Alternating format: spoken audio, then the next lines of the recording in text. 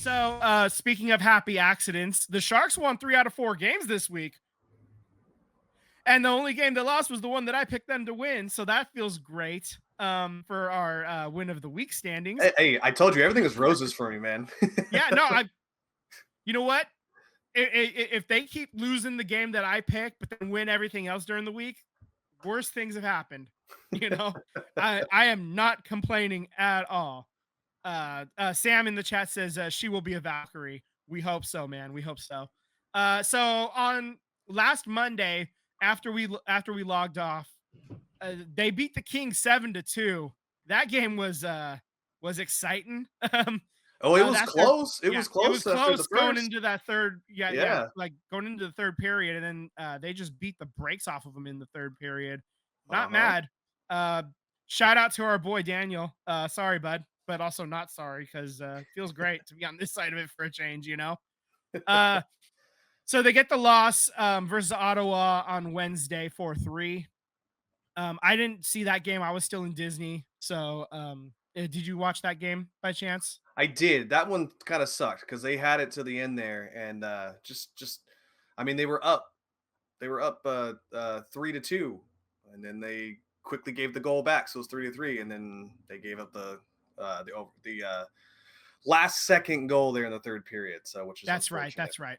I So do remember seeing that highlight now. yeah, And then beat they the played two brakes. games. They played the home and home series against Seattle. They get the win in San Jose 8-5 on Friday. And then on Saturday, they get the win 4-2 in Seattle. So there was So, an yeah. interesting fact here that I think they announced it on the first game, not the second game, but the Sharks scoring 7 goals and then scoring 8 goals, 2 games later. Uh huh. That's the most combined goals. So the 7, the 3, and the 8 goals. Uh huh. That's the most combined goals that this team has scored in a week succession of time since Uh huh. 1994. Yeah. I mean, it's 18 goals over 3 Yeah, games. yeah, That yeah. is that's a lot for any team. Honestly, it wouldn't shock me to hear a lot of teams having a number like that. Like the last time they scored 18 goals over 3 games being 30 years ago or something, 25 years ago, 40 years ago for some of the teams that have been around a lot longer. That Mhm. that doesn't entirely surprise me because goals are hard to come by in the league. Well, that Um was also the year that the Sharks they set a record in '94. Kevin Constantine was the coach, and then that was the record they set was basically like comeback player of the year essentially for a team. We were god awful in '93, and then we Oh won yeah, like yeah, the a whole most bunch of points games. gained to make the playoffs or whatever between Yep, 2 seasons. Yeah, yeah, yeah. yep. So just for a standings check, there are 9 wins, 13 losses, 5 overtime losses. Seventh in the Pacific. They got Anaheim behind them. They're tied for 12th, but they're sitting in 13th in the West because of games played with Seattle actually. So that's cool. They're right there. They just beat the team that's right in front of them by percentage points. Can't be So better at that's that. neat. Yeah. Worse things have happened. Sam in the chat, Sharks aren't they the most exciting team in the Bay Area? Celebrini, Smith, Eklund look really good. Rumor has it the Sharks are shopping Granlund for playoff contenders for a first round pick. That wouldn't surprise me at all either. I mean, they got plenty of guys with letters on their chests. They can afford to trade one of them away. Well, And unfortunately, if he's going to get you a second or a first rounder, even that'd be great. Build even more depth. he's hurt now, so we're gonna have to wait. Yeah, yeah, you gotta got to make sure that trade is healthy. They don't like trading injured players.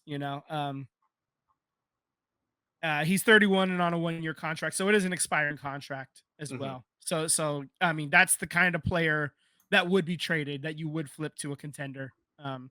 And I think he would welcome that opportunity, and that's part of the reason why he's not just playing so well, but like willing to play so well. Here is because the team has shown in the past they're willing to do right by players, Sure, and of course. send the players to opportunities where they could do well. Um, upcoming the schedule upcoming. So on Tuesday, you're in Washington.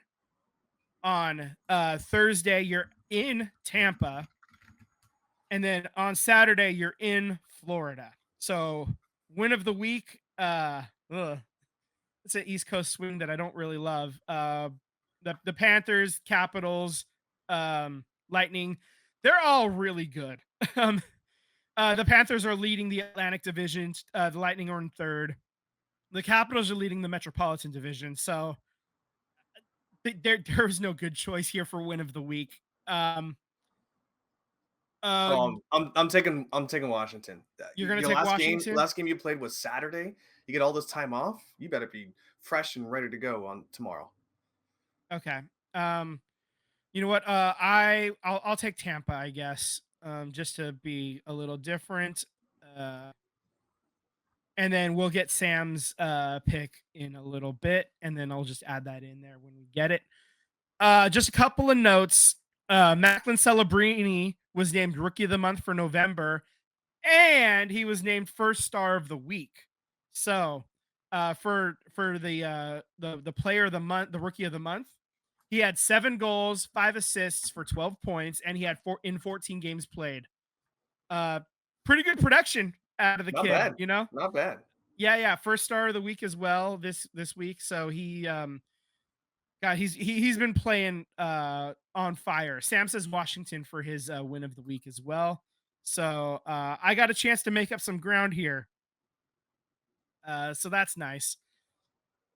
I also just wanted to talk real quickly about my experience at Jumbo's retirement.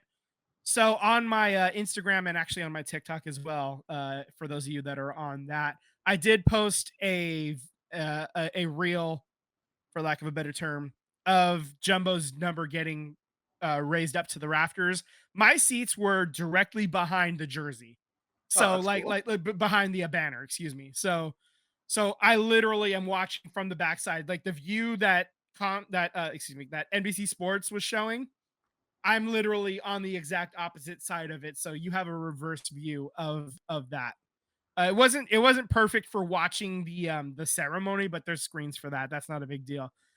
So that was quite the experience. I was there with my brother and his wife and his daughter, and also my wife. So we got to take a picture in front of the shark head. So that's the picture that we're sharing as well. It was a very lovely time, and they didn't get the win.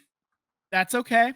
They didn't get the win on Patty Marlowe's night either, and it happens. What can you do? They're not, they're still not a very good team. But This the last week was rebound a was lot of fun. great. I mean, that rebound game against the Kings. I mean, could you ask Yeah, for more? yeah. You I know. mean, they got a lot of good young talent, and when it hits right, like something like that could happen. But they're too young and too inconsistent at this point to expect them to be really good. I will say, I think that there's room for one more banner up there that'll probably happen. And I think Joe Pavelski's number is going to get retired as well. Nobody's wearing 8 right now, and I don't think anybody's going to wear 8, because I believe that Joe Pavelski does sneak into the Hall of Fame. Like You think so? I think yeah, I do. I think his case is good enough, especially in in the deeper metrics or whatever. I Hmm. think that there is a case to be made that he does make the Hall of Fame, and I think if it looks like that it's going to happen, then Pavelski will get his number retired as well. 13 years here and was a captain, and made the Olympic team, and rang a shot off the post. He was a quarter of an inch away from being a gold medalist instead of a silver medalist, at the Olympics. Hmm. So I mean, yeah, yeah. Captain America will end up. I think he gets his jersey retired.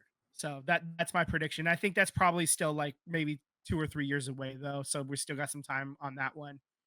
Uh, but I'm just looking forward to the next greatest of all teal hashtag event. So yeah, the jumbo game was fun. It was great to see all those guys. They told a lot of cool stories. Specifically, there was one Dougie Murray crankshaft was talking about how him and Jumbo helped move in this homeless woman into an apartment in San Jose. Hmm, And interesting. it was something that they kept quiet until now. Like I guess the statute of limitations is up. So like Jumbo did stuff like that all the time in the community, and he just didn't make a big show of it. You know, he kind of kept quiet.